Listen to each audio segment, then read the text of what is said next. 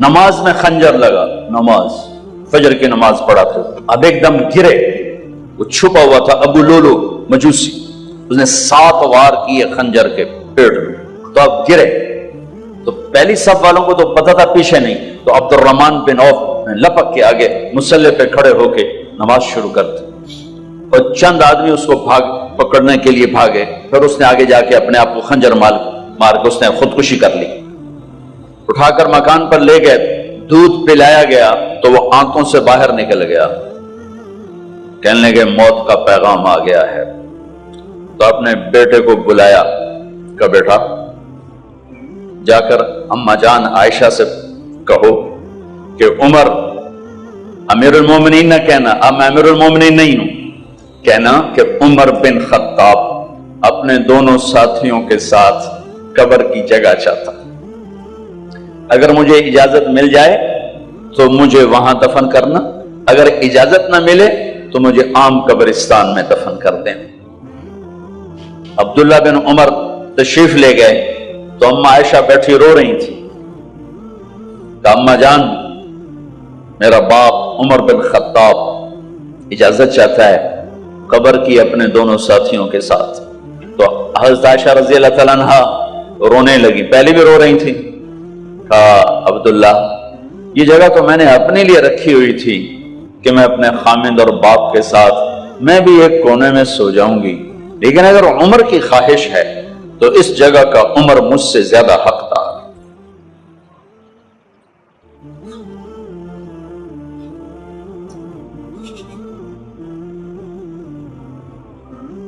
بیٹے نے آ کر کہا ابا جان مبارک ہو، اجازت ہو گئی، کہا بیٹا ہو گئی، لیکن جب میری میت اٹھاؤ تو دروازے پر جا کر رکھنا اور ایک دفعہ دوبارہ پوچھنا، ہو سکتا ہے میرے شرم میں اجازت دی ہو اور میرے مرنے کے بعد انکار فرما دیں، تو ایک دفعہ دوبارہ پوچھنا، اس وقت پہ اجازت ملے تو پھر لے جانا ورنہ واپس لے جانا۔ حضرت علی اور حضرت حسن تشریف لائے جس دن انتقال ہو رہا ہے، تو گھبراہٹ دیکھی تو حضرت علی نے فرمایا عمر موت سے ڈر گئے ہو؟ کہ نہیں موت سے نہیں ڈرا، موت کے بعد کیا ہوگا اس سے ڈر گیا۔ یہ کون کہہ رہا ہے؟ میرے بعد کوئی نبی ہوتا تو عمر ہوتا، یہ وہ کہہ رہا ہے۔ یہ کون کہہ رہا ہے؟ آپ نے کہا آج رات میں جنت میں گیا تھا، میں نے ایک بڑا خوبصورت محل دیکھا، سونے چاندی زمرد یاقوت موتیوں کا، میں نے کہا یہ کس کا ہے؟ تو مجھے کہا گیا یہ آپ کے غلام عمر بن خطاب کا ہے۔ کون کہہ رہے ہیں؟ موت کے بعد جو ہوگا اس سے ڈر رہا ہوں۔ کہ آپ مسجد میں انٹر ہوئے، مسجد میں ایسے لوگ تھے، ادھر ابو بکر تھے اور ادھر عمر تھے، آپ دیو آپ نے یوں ہاتھ پکڑ لیا، دونوں کے ایسے ہاتھ پکڑ لیے، ادھر ابو بکر ادھر عمر، کہا مجھے دیکھ رہے ہو؟ کہا جی، کہا قیامت کے دن میں ایسے اٹھوں گا کہ میرے ادھر ابو بکر ہوگا اور ادھر میرے عمر ہوگا۔ یہ عمر کہہ رہے ہیں موت سے نہیں ڈرا ہوں، موت کے بعد کیا ہوگا اس پہ ڈر رہا ہوں۔ تو حضرت علی نے فرمایا کیوں ڈرتے ہو؟ میں گواہی دیتا ہوں، میں نے کئی دفعہ اللہ کے محبوب سے سنا کہ جنت کے بڑی عمر کے، ایک تو نا جنت کے نوجوانوں کے سردار، وہ تو حسن حسین ہیں، میں نے کتنی دفعہ سنا اللہ کے نبی سے کہ جنت میں بڑی عمر کے لوگوں کے سردار ہیں ابو بکر اور عمر۔ تو آپ نے کہا قیامت کے دن گواہی دو گے؟ آپ نے کہا، حضرت علی نے کہا میں بھی گواہی دوں گا، میرا بیٹا حسن بھی گواہی دے گا۔ وہ حضرات تشریف لے گئے تو موت کی آہٹ کو محسوس کیا تو بیٹے کی گود میں سر تھا عبداللہ بن عمر، کہا بیٹا مجھے زمین پہ لٹا۔ انہوں نے یہاں سے ہٹا کر یہاں سر رکھ دیا، وہ حق سنا نہیں کیا کہہ رہا ہوں، زمین پہ ڈال دے۔ ان کا جی نہیں چاہ رہا تھا، کیا کہہ رہا ہوں، زمین پہ ڈالو۔ انہیں آگے کر دے، وہ پیچھے ہو گئے۔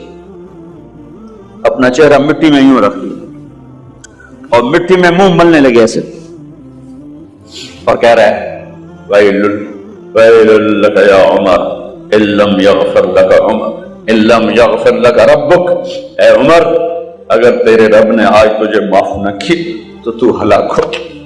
ویل لک ولامک ویل لک ولامک یا عمر ان لم یغفر لک ربک، عمر اگر آج تجھے اللہ نے معاف نہ کی تو تو ہلاک ہو۔ اتنے بڑے مقام والے 1,24,000 میں ایک آدمی ہے مراد، جس سے مانگا گیا ایک آدمی، یا اللہ عمر دے دے میرے اسلام کی بلندی کے لیے۔ وہ کہہ رہے ہیں ویل لک یا عمر ان لم یغفر لک رب،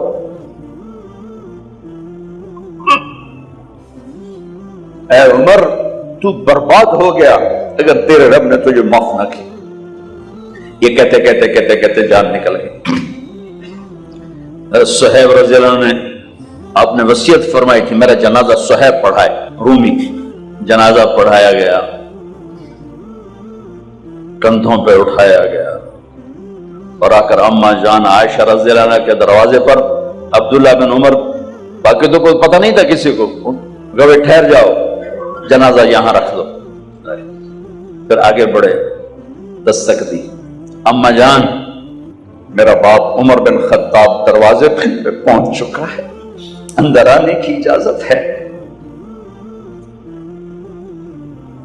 تو اما جان عائشہ نے فرمایا مرحبا بعمر، ہم عمر کو خوش آمدید کہتے، اور باہر تشریف لے گئی، وہیں حجرہ مبارک میں قبر کھودی گئی۔